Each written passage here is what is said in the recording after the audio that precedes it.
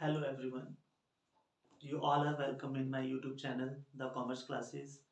And today's topic is accounting equation. जैसा कि आपने अगर लास्ट वीडियो मेरी देखी होगी तो उसमें अकाउंटिंग इक्वेशन क्रिएट कैसे होती है वो सीखा था हमने। और फाइनली वो क्रिएट हो गई थी asset equal to liability plus capital. तो अब हमने उसके न्यूमेरिकली एग्जांपल करने हैं, मतलब न्यूमेरिकल कैसे हम उसको रिप्रेजेंट करते हैं वो सीखेंगे। तो आज का टॉपिक यही है कि अकाउंटिंग इक्वेशन के जो ट्रांजैक्शंस होंगी उसको हम कैसे उसको प्रेजेंट करेंगे। तो स्टार्ट करते हैं।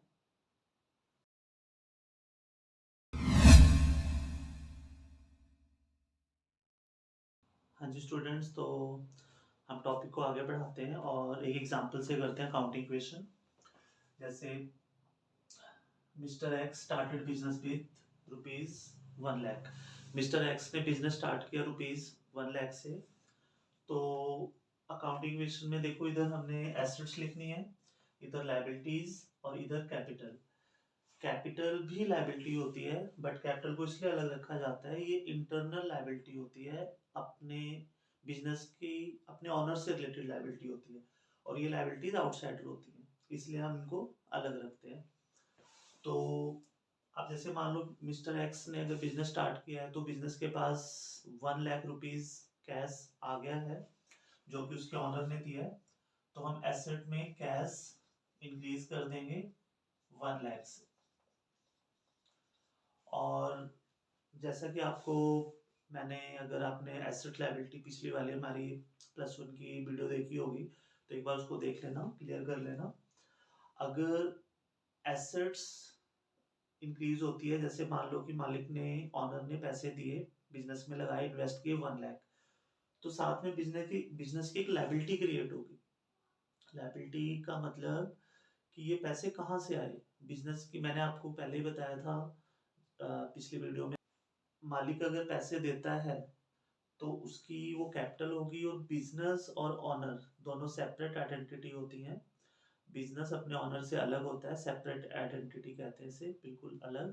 तो बिजनेस के पास वो पैसे जो 1 लाख रुपीज आए हैं वो उसके ऑनर ने दिए हैं, तो बिजनेस के लिए वो लायबिलिटी है, और लायबिलिटी इंटरनल है तो हमने कैपिटल में लिखना है रुपीज 1 लाख। तो यहाँ पे कैपिटल कितनी है, रुपीज 1 लाख हो गई है। तो अभी कोई बाहर की आउटसाइडर लायबिलिटी नहीं है तो इसे हम नील लिख सकते हैं। तो अब इसका टोटल कर देंगे हम, एसेट्स 1 लाख, लायबिलिटी नील, कैपिटल 1 लाख। तो ये हमारी फर्स्ट अकाउंटिंग इक्वेशन कंप्लीट हो गई है, जिसमें लायबिलिटी प्लस कैपिटल दोनों प्लस करके एसेट के इक्वल आना चाहिए। और हमने हर ट्रांजेक्शन में ये चेक करना है, अगर किसी ट्रांजेक्शन में इक्वल नहीं आती है तो हमें उसको चेक करना होता है कि इक्वल क्यों नहीं आई है। इन दोनों को प्लस करके हमेशा एसेट के इक्वल आना चाहिए। ठीक है, तो आगे बढ़ते हैं। और हाँ, एक चीज और बता दें, आपकी बुक्स में अकाउंटिंग इक्वेशन जो की होती है उसमें एसेट्स की जो एंट्री होती है, जितनी जितनी बार एसेट्स इंक्रीज होंगी या एसेट्स आएंगी, तो कैश वो आगे आगे इस तरह राइट साइड को इंक्रीज करते हैं। बट हम उस फॉर्मेट से नहीं करेंगे क्योंकि उसमें हमें ये नहीं पता चलता कितनी एसेट्स क्वेश्चन में आने वाली हैं, तो कई बार कंजेस्टेड हो जाता है। हम इधर प्लस करते जाएंगे एसेट्स तो लायबिलिटी में ही वो एंटर होने लगती हैं। तो हमने एसेट्स को डाउनवर्ड इंक्रीज करना है, नीचे की तरफ बढ़ाना है। अभी देखो, जैसे एक एग्जांपल अगला ऐड करते हैं, purchase furniture worth rupees 10,000 in cash. तो इसमें अब फर्नीचर इंक्रीज किया तो फर्नीचर भी एसेट होती है। तो फर्नीचर, तो याद रखना है कि अब अगर हम फर्नीचर परचेज कर रहे हैं तो फर्नीचर हमारा इंक्रीज होगा पर कैश हमारा डिक्रीज होगा। तो अब कैश हमारा कितना हो जाएगा, 10,000 डिक्रीज होगा तो ये 90,000 हो जाएगा।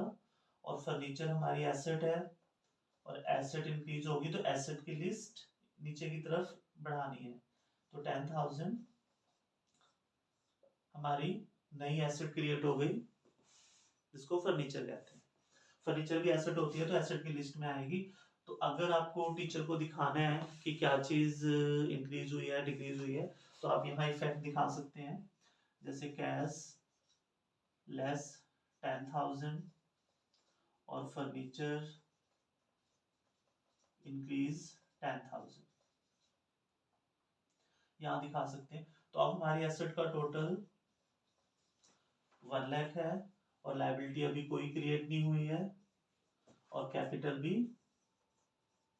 1 लाख। तो हमारी जो सेकंड अकाउंटिंग इक्वेशन है new asset equal to liability plus capital match हो गई। अब हम थोड़ा और आगे बढ़ते हैं। सिंपल देखो, हमने अभी फर्नीचर खरीदा है, जैसे बिजनेस स्टार्ट हुआ फर्नीचर खरीदा है, फिर हमें सपोज करो गुड्स खरीदने हैं, क्योंकि गुड्स मतलब जिस चीज़ का हमारा बिजनेस होता है, गुड्स के बिना तो बिजनेस चलेगा ही नहीं, तो गुड्स परचेज कर लेते हैं। तो purchase goods of ₹20,000 in cash. तो अब जो गुड्स परचेज किए हैं, तो गुड्स भी हमारी क्या होती है, एसेट, तो उसको हम अकाउंटिंग इक्वेशन में स्टॉक से रिप्रेजेंट करते हैं। तो अब हमने 20,000 से अगर गुड्स खरीदे तो हमारे पास कैश फिर 20,000 से डिक्रीज हो जाएगा और हमारे पास स्टॉक इंक्रीज होगा 20,000 से। तो इस अकाउंटिंग इक्वेशन में कैश अपने पास कितना है 90, तो 20,000 से अगर कैश डिक्रीज होगा तो कैश अब बचेगा 70। और फर्नीचर को एज इट इज लिखना है, फर्नीचर जितना था पहले 10,000, क्योंकि अभी हमने उसको कुछ किया नहीं है, डेप्रिसिएट वगैरह होगा तो आगे बताएंगे आपको। फर्नीचर भी 10,000, अब यहाँ पे हम स्टॉक की एंट्री कर देंगे, स्टॉक 20,000। तो अब हमारी फिर एसेट्स का टोटल कितना हो गया 1 लाख, ठीक है। तो लायबिलिटी साइड अभी भी नील है, लायबिलिटी मतलब आउटसाइडर लायबिलिटी, कैपिटल अभी भी 1 लाख एज इट इज है। कैपिटल भी चेंज होती है, डिपेंड्स ऑन ट्रांजेक्शन, तो धीरे हम जल्दी जल्दी वो ट्रांजेक्शन पे ही पहुंच जाएंगे, जिससे कैपिटल भी इंक्रीज डिक्रीज होगी। एक ट्रांजेक्शन और कर लेते हैं।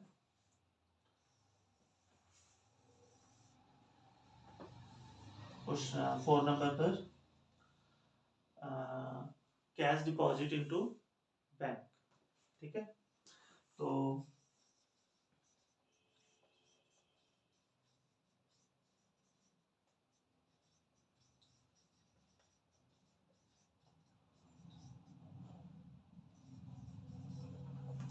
कैश डिपॉजिट इनटू बैंक, अगर हम 5,000 का एग्जांपल लेकर कर रहे हैं कि 5,000 जमा कराए हैं, तो उससे कैश डिक्रीज होगा और हमारा बैंक, और बैंक भी क्या होती है एसेट्स, तो बैंक इंक्रीज होगा, तो ये भी सिंपल है। अब हमारे पास कैश कितना बचेगा 65,000 और फर्नीचर सेम 10,000, स्टॉक वो भी सेम, क्योंकि अभी हमने कोई सेल वगैरह नहीं की है ना परचेज की है। अब हमने एक एसेट बढ़ा देनी है बैंक 5,000, तो यहाँ पे इफेक्ट क्या पड़ा, कैश डिक्रीज हुआ 5,000 से 70 से 65, और जो हमारा बैंक है वो इंक्रीज हुआ है 5,000 से। तो अभी भी इसका टोटल 65 और 5 70 80 90 1 लाख, तो अभी इसका टोटल 1 लाख है हमारे पास। तो हमारे पास ये एसेट्स क्रिएट होगी, बट अभी आउटसाइडर लायबिलिटी कुछ भी नहीं है, नील, और कैपिटल ऑनर से रिलेटेड लायबिलिटी 1 लाख है। तो मालिक ने जो पैसा लगाया था बिजनेस में 1 लाख, वो बिजनेस की लायबिलिटी अभी भी है, पर उस बिजनेस के पैसों से जो पैसा मालिक ने दिया था उसको इन्होंने यहाँ तक यूज कर लिया है। तो assets equal to liability plus capital. हाँ जी स्टूडेंट्स, तो हम एक बार इसको रिवाइज कर लेते हैं कि हमने क्या क्या स्टेप लगाए हैं। जैसे मिस्टर एक्स ने बिजनेस स्टार्ट किया तो कैश और कैपिटल दोनों इंक्रीज होंगे, इक्वेशन मैच। फिर हमने फर्नीचर परचेज किया तो फर्नीचर इंक्रीज होगा, कैश डिक्रीज होगा। 1 लाख, कैपिटल 1 लाख, मतलब वो कैपिटल यूज होती जा रही है। ठीक है, तो एक ऑब्लिगेशन मैच होगी। अभी आउटसाइड लायबिलिटी कोई क्रिएट नहीं हुई है। उसके बाद हमने गुड्स खरीदे, बिजनेस के लिए गुड्स भी जरूरी है। तो कैश हमारा 20,000 से डिक्रीज, 20,000 का स्टॉक, गुड्स को हम अकाउंटिंग रेशियो में स्टॉक से रिप्रेजेंट करते हैं। स्टॉक इंक्रीज हो गया और capital 1 lakh as it is. फिर कैश डिपॉजिट इन बैंक 5,000, तो बैंक भी हमारी एसेट होती है, तो बैंक इंक्रीज होगा और कैश भी डिक्रीज होगा। तो कैश 65 और बैंक, मतलब कैश 70 to 65 हो गया और बैंक इंक्रीज हो गया 5,000, तो टोटल 1 लाख। तो ये मतलब मैं ये बताना चाहता हूँ कि जो एसेट्स हैं हम ऐसे इंक्रीज करते जा रहे हैं। ठीक है, मतलब पहले 1 फिर 2 फिर 3 एंड 4। पर अगर आप इसको ऐसे इंक्रीज करोगे बुक के अकॉर्डिंग, मोस्टली बुक में वही फॉर्मेट है जो हमें हमारे टीचर ने करवाया था, वो फॉर्मेट ऐसे किया था। ऐसे अगर 5 एसेट 6 7 जितनी मर्जी एसेट्स आ जाए हम उसको इंक्रीज कर सकते हैं बिना किसी प्रॉब्लम क्रिएशन के। अगर आप ऐसे इंक्रीज करोगे तो हमारी एसेट्स लायबिलिटी में टच होने लगती है, तो वो पोर्शन सेपरेटली क्लियर नहीं होता बच्चों को। तो अभी के लिए इतना ही है। अगले वीडियो में जो ये बेसिक सिंपल अकाउंटिंग क्वेश्चन थी, तो अगली में हम ये लेकर आएंगे कि लायबिलिटी कैसे क्रिएट होती है, डेटर क्रेडिटर कैसे सेटल होते हैं। तो तब तक के लिए